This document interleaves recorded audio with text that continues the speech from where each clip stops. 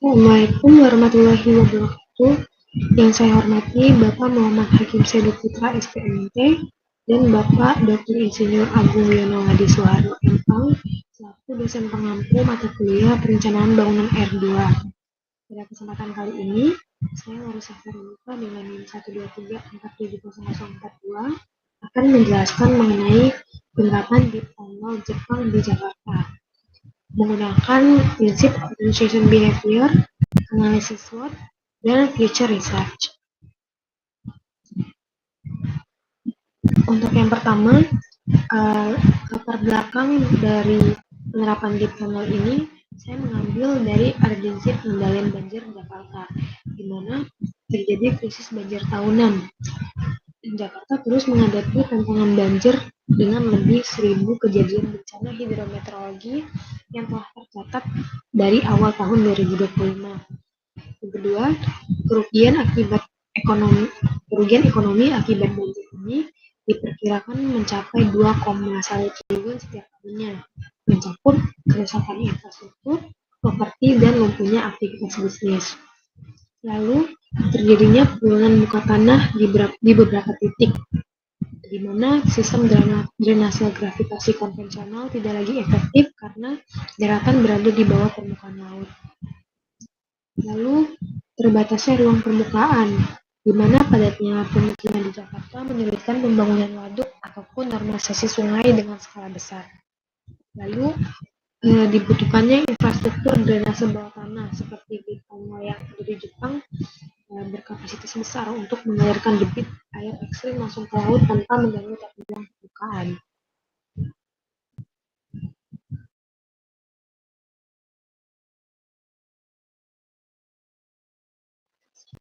Nah, lalu di sini gimana sih caranya Jepang dapat mengendalikan atau menangani banjir yang terjadi di Tokyo? Jadi Jepang berhasil mengatasi krisis banjir urban di wilayah metropolitan di Tokyo melalui pembangunan Metropolitan Area Outer Underground Discharge Channel, di mana infrastruktur tersebut sebuah sistem drainase bawah tanah terbesar di dunia yang terletak di kedalaman 50 meter di bawah permukaan tanah. Infrastruktur tersebut mengintegrasikan 5 sila vertikal raksasa seukuran pesawat dengan tangki pengatur tekanan serupa katedral bawah tanah berpilar beton 500 ton. Lalu menggunakan 4 mesin turbin gas jet modifikasi untuk memompa dan mengalirkan luapan ekstrim dari 5 sungai secara simultan, sehingga 200 ton air per detik melintasi terowongan sepanjang 6,3 km menuju Sungai Edogawa. Hal tersebut menjadikan bukti nyata bahwa keberhasilan investasi infrastruktur didukung dalam melindungi aset ekonomi kota dari ancaman hidrometeorologi ekstrim.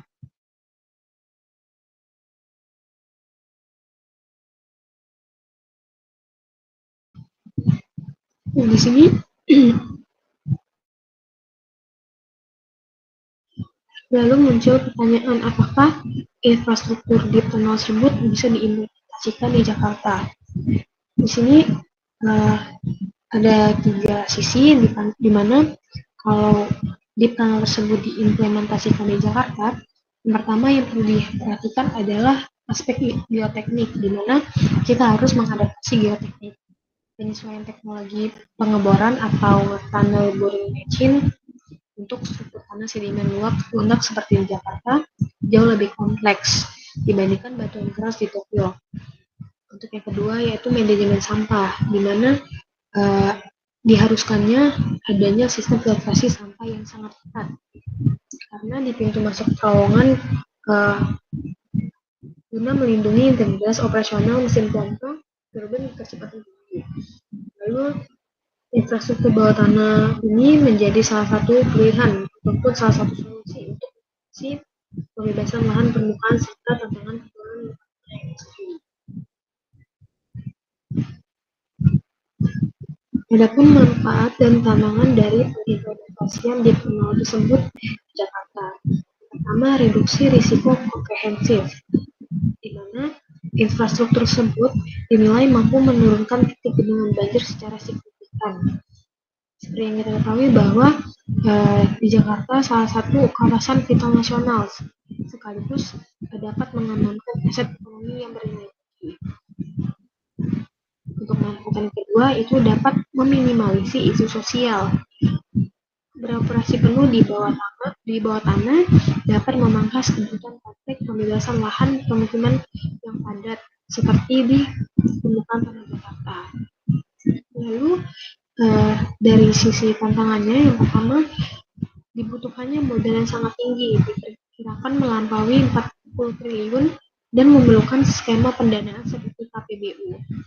Lalu adanya kompleksitas pemeliharaan. Tingkat sedimentasi Sungai Jakarta sangat tinggi sehingga memerlukan sistem seperti flushing berkala serta biaya operasional pompa yang sangat besar. Selanjutnya merupakan analisis SWOT dari penerapan tersebut. Untuk analisis yang pertama, memanfaatkan ruang vertikal di bawah permukaan tanah menjadi solusi bagi Jakarta yang sudah tidak memiliki lahan permukaan untuk waduk ataupun normalisasi sungai dengan skala yang besar. Kedua, mampu mengalirkan dan menyimpan debit hujan ekstrim secara instan dalam volume jutaan kubik, jauh melampaui kemampuan drainase konvensional.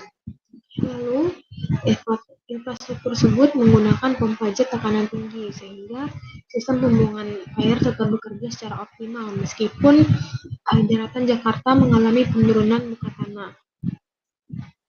Struktur batan bawah tanah dirancang dengan memakai lifespan yang sangat panjang, mencapai 50 sampai 100 tahun. Untuk analisis yang kedua dari aspek weakness, yang pertama, infrastruktur tersebut membutuhkan anggaran konstruksi yang luar biasa. Estimasinya melampaui 40 triliun yang dapat membebani APBN dan APBD. Lalu perawatan teknologi turbin, lalu pembersihan sedimentasi lumpur bawah tanah, dan konsumsi energi listrik untuk pompa membutuhkan biaya berkala yang besar. Dan struktur tanah Jakarta yang didominasi lapisan sedimen, aluvium dan berair yang meningkatkan risiko teknis terjadinya pergeseran tanah atau amblesan selama proses pengeboran. Lalu analisis yang ketiga yaitu opportunity, peluang kolaborasi dengan lembaga global seperti Japan International Cooperation Agency untuk transfer keahlian engineering dari proyek G-Chance di Tokyo. Lalu potensi menggunakan skema kerjasama pemerintah dan badan usaha atau KPBU ataupun public-private partnership untuk membagi beban finansial dengan investor swasta. Lalu peluang yang ketiga yaitu menjamin keamanan Jakarta dari banjir, akan mendongkrak indeks kelayakan hidup kota dan meningkatkan kepercayaan investor global untuk menanamkan model di pusat bisnis terpadu. Lalu analisis yang terakhir berupa ancaman, di mana risiko terjadinya anomali cuaca atau cuaca ekstrim di masa depan dengan intensitas yang melampaui batas maksimum kapasitas desain deep tunnel. Lalu tingginya volume sampah padat dan laju sedimentasi di sungai dapat merusak atau menyumbat sistem turbin pompa jika tidak ada filtrasi yang ketat di hulu. Ketiga, proyek multi-years terancam mangkrak jika terjadi pergantian kepemimpinan politik yang mengubah prioritas anggaran.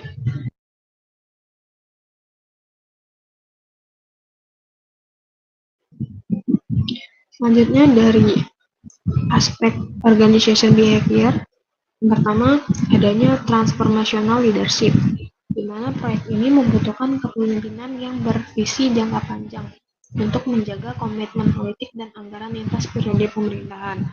Yang kedua, diharuskannya adanya kolaborasi lintas organisasi, seperti pembentukan unit kerja khusus yang menggabungkan tenaga ahli dari Kementerian PUPR, Pemprov DKI, dan konsultan internasional.